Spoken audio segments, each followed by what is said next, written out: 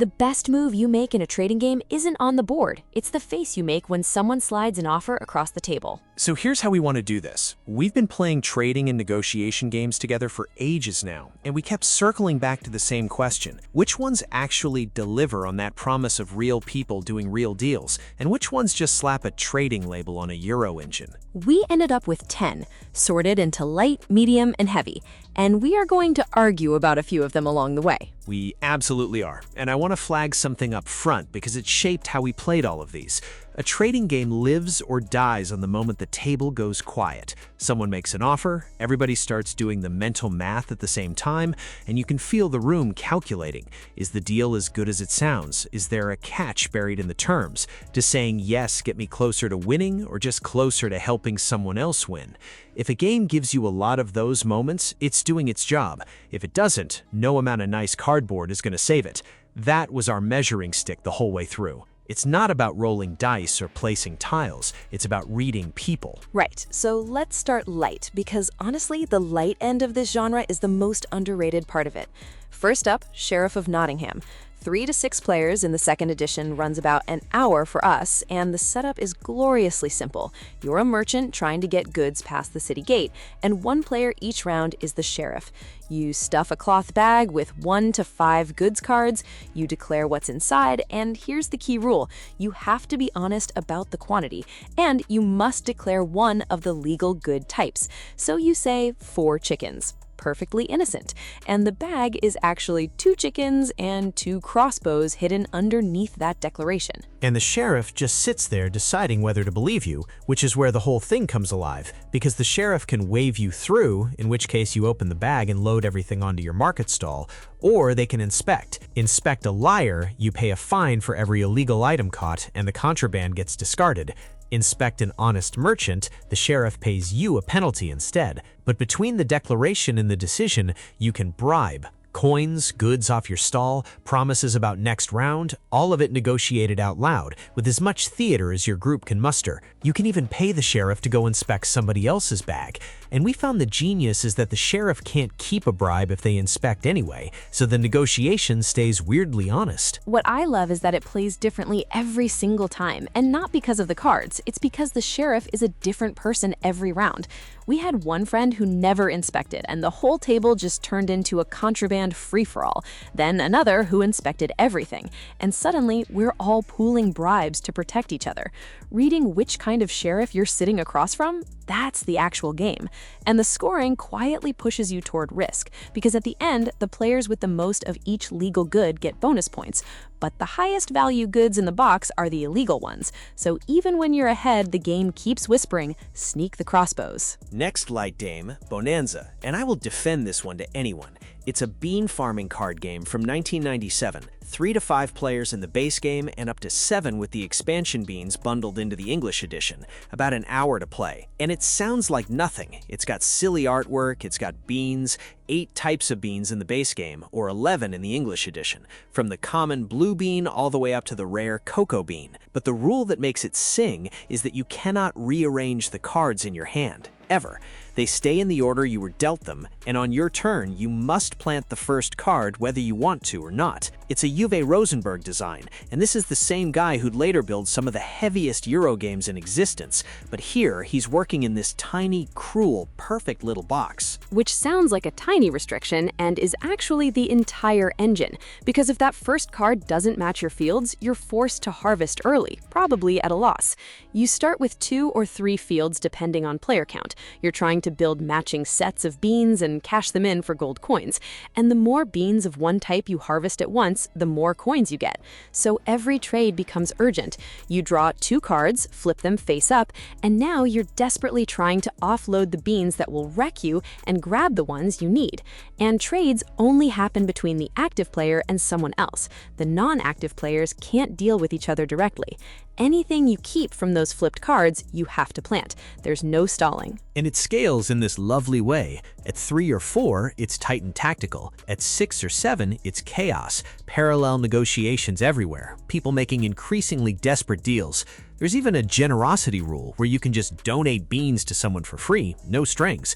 We've seen that swing a late game. Somebody plays nice, and 3 turns later it pays them back. Here's where we disagree, though. I think the third light game, Zoo Vadis, is the best pure negotiation game in this whole category, and you don't. I don't dislike it. I just think it asks more of your group than the other two. But go on, make your case. Gladly. Zoo Vadis is Reiner Knizia. It's a reworking of his 1991 game Quo Vadis. 3 to 7 players, 20 to 45 minutes. You're a faction of animals climbing through zoo enclosures toward the star exhibit, and you cannot advance on your own. You need majority support from the other players at every step. So you need votes, and to get votes, you offer laurels. And here's the part that makes my brain happy. Laurels are both the currency you bribe with and your victory points, the same tokens. Okay, that is properly elegant, I'll give you that. You're literally spending your lead to make progress. Hoard laurels and you're rich but friendless. Spend them and you advance but you're bleeding points. And only players with a piece in the star exhibit can even win at the end, so you can't just sit back and bank. Exactly, and the animal powers add another layer, because you can't use your own faction's ability on your own pieces. You can only offer your power to other players on their turns. The armadillos give tunnel access, letting another animal bypass the normal voting requirement entirely, but the armadillos can never use that shortcut for themselves. So you're constantly building little relationships and keeping promises. A ruthless table turns it into pure betrayal. A generous table builds coalitions. Same rules, completely different game. Fine. For the light tier, my pick to actually buy is Sheriff of Nottingham because it gets non-gamers laughing in one round. Yours? Zoo Vadis, no contest. Buy Sheriff if your group is brand new to this. Buy Zoo Vadis if they've got a couple of negotiation games under their belt and want something sharper.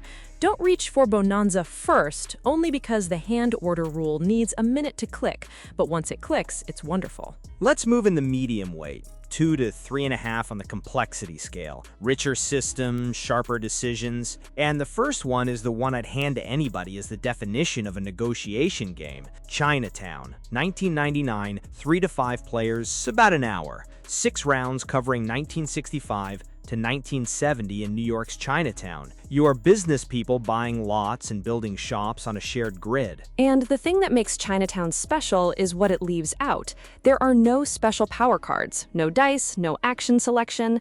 At the start of each round, you get dealt building lot cards, which tell you which numbered spaces on the board you own, and you draw shop tiles, which are the business types you can place. Restaurants, laundromats, tropical fish shops, florists, and then every restriction just disappears. Total free-form negotiation. You can trade lots, tiles, cash, future favors, anything for anything. Multi-party deals, no turn order, no limits. One important note though, money stays hidden throughout the game. Nobody knows what anyone else is sitting on, which adds a real layer of uncertainty to every negotiation. And everything else is visible. Buildings on the board, tiles placed, all of it open. But you're right, that hidden cash is constantly doing work, because what your stuff is worth depends entirely on deals that haven't happened yet. Your restaurant tiles are worthless without the matching lots, the lots are worthless without the tiles, and somebody else is holding the other half. We found that every player needs something from someone else at basically every moment. And the reason it matters so much is the income. Businesses of the same type sitting on adjacent lots earn far more per round than isolated tiles. Complete a cluster, every lot in it filled with the same business, and it pays maximum every single round for the rest of the game. Most money after 6 rounds wins. That's the whole design. It's stripped to the bone in a way modern designers would be scared to try, and that austerity is the feature. Next medium game though, Moonrakers, and this one took me by surprise. 2020, 1 to 5 players, runs 60 minutes to about 2 hours. It fuses deck building with contract negotiation in a sci-fi setting, your outlaw mercenary factions racing to 10 prestige. And the key thing is you cannot win it alone. You pick a contract from a face-up display, it needs certain cards in certain quantities, and early on your deck is too weak to manage that solo. So you invite other players to be co-pilots, combine hands, and then you negotiate how to split the rewards before a single card is played. And the deals go further than splitting loot. You can share hazard dice, throw in credits, promise things about future contracts, and here's the tension. Someone might join your mission with no intention of helping. They might want to cycle their hand, or they've got a hidden objective that rewards them for a failed mission. Deals for immediate credits are binding. Promises about the future are not. So reading intentions matters as much as your deck. A player can take their cut of the credits up front and then play their worst cards on purpose to sink you. That threat of betrayal is hovering over every negotiation, and it teaches you exactly how much you're willing to trust someone for the price of 2 prestige points. I think Moonrakers is the most original thing in the medium tier because it solves the problem with both genres at once. Pure negotiation games can feel static, the components never change. Pure deck builders can feel like a solo puzzle next to other people. This makes the two feed each other. Your deck decides what you can offer, your deals decide how fast your deck grows. Then there's Merchants and Marauders, and this is the big sandbox of the medium group. 2010, 2 to 4 players, and it is long, around 3 hours. You're pirate captains in the Caribbean, racing to 10 glory through whatever mix of trading, piracy, combat, and missions you fancy. The trade mechanic itself has a clean 3-tier system. You hit a port and draw 6 cargo cards. Draw 1 of a good, it costs you 3 gold. Draw 2 and the price drops to 2 gold each. Draw 3 or more and it drops further to 1 gold each. And you sell anywhere for 3 gold, but every port has a demand token, and selling the in-demand good there gets you 6 gold, double. Move 3 or more in-demand goods in one sale and you score a glory point. That supply and demand loop gives the trade economy a real pulse. What we found is the magic is really in how the trade economy and the combat economy are always talking to each other. You can raid another player's cargo. Nations put bounties on pirates, so chasing a bounty or running from one puts this constant sideways pressure on everyone's plans. Nothing about trading ever feels fully safe. And the freedom is the selling point. You start by choosing your ship, the fast little sloop if you want to be a pirate, the bigger flute if you want to haul cargo, and you pick a captain. And from that point, the game just opens up. A pure merchant and a pure pirate almost look like they're playing different games, and the tension is that they're sharing the same board and can raid each other. The event deck keeps it unpredictable. The NPC ships hunting various nationalities keep an ambient threat going.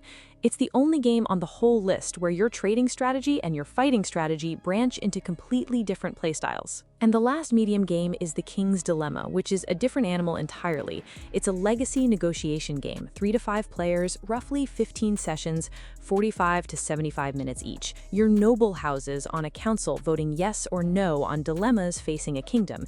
And the trading isn't resources, it's votes and power and the long-term shape of a shared story. You vote with power tokens. The bigger side wins, and the player who committed the most power to the winning side takes on the leader role, drawing the next dilemma card and acting first in the next vote. But before the vote, there's a negotiation phase. You can trade coins, future votes, and binding promise cards. A separate moderator role, taken by whoever chooses to pass their vote, breaks any ties. Power itself is the one thing you can't trade, which is deliberate. You can't just buy every outcome. You have to actually persuade. And to persuade, you need to know what the other houses secretly want. Because everyone has a hidden agenda about where the kingdom's 5 resource tracks should end up.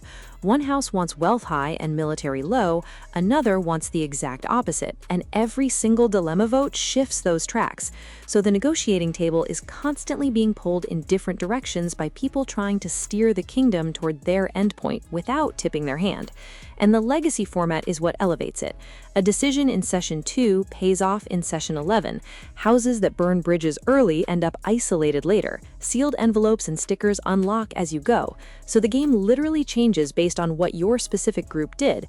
We found it stops being a voting game and starts being a history. So medium tier verdicts. We actually agree here, mostly. Buy Chinatown if you want the purest negotiation experience and you have a group that will lean into talking. It's the fastest route into this weight class. And don't buy The King's Dilemma expecting a one-night game. It's a commitment, 15 sessions with the same group, and if your group can't reliably get together, that's not the buy.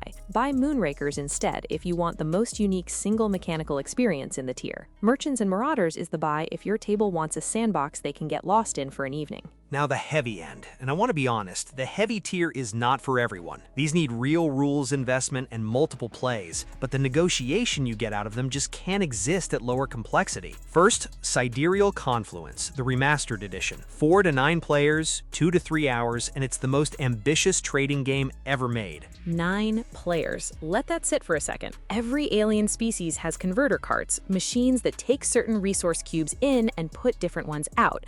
You want to run as many converters as possible each round, but you'll almost never have exactly what you need. Someone else will. And the trading phase is fully simultaneous. Everyone negotiating at the same time. Real time. No turn restrictions at all. 2 rules hold it together. You can't trade victory point tokens, and every deal is binding, including future turn promises. So good faith becomes an actual strategic asset.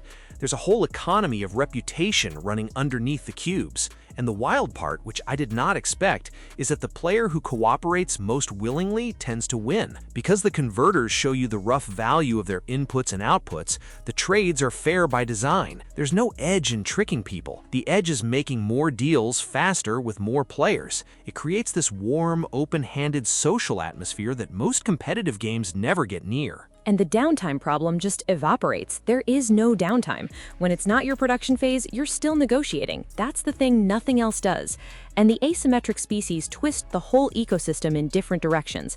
The eeny grow resources fast, but they can't use their own converters themselves. They have to trade the use of them out to other players. The Zeth add a penalty phase where anyone who didn't trade with them that round loses resources directly to the Zeth.